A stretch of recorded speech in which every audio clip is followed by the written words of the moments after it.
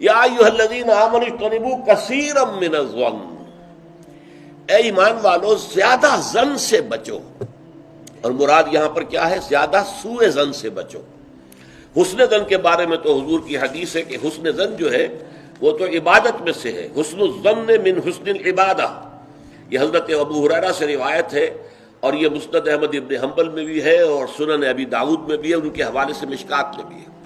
اس اعتبار سے حسن ظن تو مسلمان کا وصف ہے، سب سے حسن ظن رکھو، الا یہ کہ کوئی شخص ثابت کر دے کہ میں حسن ظن کے قابل نہیں ہوں، پھر آئندہ کے لیے محتاط رہیے آپ۔ لیکن کسی سے کوئی معاملہ شروع ہی سے بدظنی پر نہ کیجیے، سوء ظن پر نہ کیجیے۔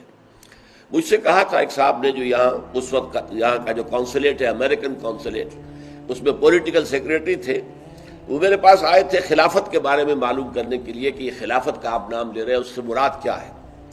تو وہیں پھر گفتگو ہوئی کہ کانسٹیٹیوشنز کے اندر جو میکینزم رکھے جاتے ہیں، چیکس اینڈ بیلنسز، تو اس نے کہا ہم تو یہ سمجھتے ہیں، ہم نے اپنا دستور اس بنیاد پر بنایا ہے کہ ہر شخص چور ہے، ہر شخص بے ایمان ہے، اور ہمیں اس کا سد باب کرنا ہے۔ بڑے سے بڑا آدمی ہو، بڑا نیک ہو، ایماندار ہو، اس کے بے ایمان ہونے میں دیر نہیں لگتی۔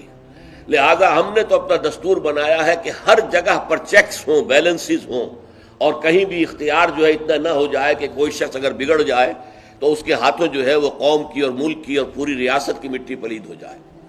یہ اسلامی اصول نہیں ہے۔ اسلامی اصول یہ ہے ابتداءً آپ کا معاملہ کسی سے بھی ہو حسن ظن کی بنیاد پر ہوگا، لیکن یہ کہ اگر اس نے آپ کے حسن ظن کو زخم پہنچائی، ٹھیس پہنچائی، ثابت کر دیا کہ میں حسن ظن کے قابل نہیں ہوں، تو اب آپ سوء ظن معاملہ کر سکتے ہیں۔ الحزم فی سوء الظن، یہ کہاوت ہے۔ احتیاط اسی میں ہے کہ سوء ظن سے کام لیا جائے، اس لیے کہ آدمی بچنا چاہتا ہے، لیکن جیسا کہ میں نے عرض کیا ابتدا کرنا سوء ظن سے یہ اسلام میں پسندیدہ نہیں ہے۔ لیکن یہاں دیکھیے فرمایا اجتنبوا کثیرا من الظن، زیادہ ظن سے بچو، ورنہ اس لیے کہ ظاہر بات ہے کہ ظن سے بالکل چھٹکارا تو ممکن نہیں ہے۔ پچھلی نشست میں ایک صاحب نے سوال کیا تھا کہ شک میں اور ظن میں کیا فرق ہے؟ شک یہی ہے کہ ایک انسان کے بارے میں انسان سوچے کہ کہیں یہ کام نہ کر بیٹھے، میں اعتماد تو کر رہا ہوں، کہیں یہ میرے اس اعتماد کو ٹھیس نہ پہنچائے۔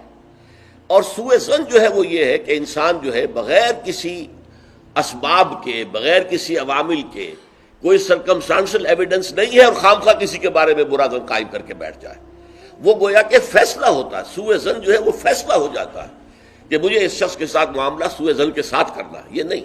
البتہ شک کا پیدا ہو جانا یہ کوئی بری بات نہیں ہے، انسان ذرا سا احتیاط کا پہلو ملحوظ رکھ لے۔ تو فرمایا یا ایھا الذین آمنوا اجتنبوا کثیرا من الظن ان بعض الظن اثم، یقیناً بہت سے ظن گناہ کے درجے میں آ جاتے ہیں۔ آپ نے ایک شخص کے بارے میں رائے قائم کر لی، یہ برا آدمی ہے، یہ غلط آدمی ہے، یہ تو میرے درپے ہے، میرا دشمن ہی ہے، میری جڑ کاٹتا ہی رہتا ہے، حالانکہ ایسا نہیں ہے۔ نتیجہ کیا ہوگا؟ آپ کا طرز عمل اپنے سوء ظن کی بنیاد پر ہو جائے گا۔ ہر وقت جو ہے آپ کے طرز عمل سے ظاہر ہوگا وہ سارا آپ کے اندر جو بھرا ہوا مواد ہے، اور اس سے ہو سکتا ہے وہ دوسرے شخص کی خامخواہ دل شکنی ہو، اس کے احساسات مجروح ہوں، اور تمہارے حصے میں اللہ کی طرف سے، اللہ کی جانب سے اعمال نامے میں گناہ کا اندراج ہو جائے کہ ایک شخص کے خلاف خامخواہ اس نے سوء ظن کیا، جبکہ اس کے لیے کوئی آثار نہیں تھے، اس کے لیے کوئی بنیاد نہیں تھی۔ تو ان بعض الظن اثم، بعض ظن جو ہے وہ تو گناہ کے درجے کو پہنچ جاتے ہیں۔